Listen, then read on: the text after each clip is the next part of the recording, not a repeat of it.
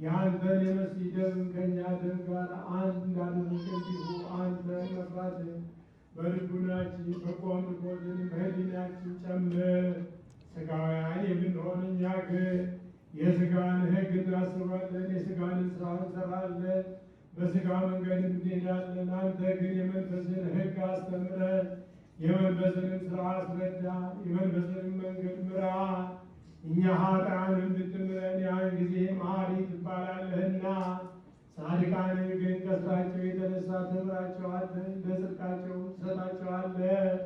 የቀደመ በደላችንን አታስብብን፣ አቤቱ ይቅርታ ፈጥኖ ይደረግልን። ወደ አንተ እንጮኻለን፣ ወደ አንተ እናለቅሳለን፣ ወደ አንተ እንማልዳለን።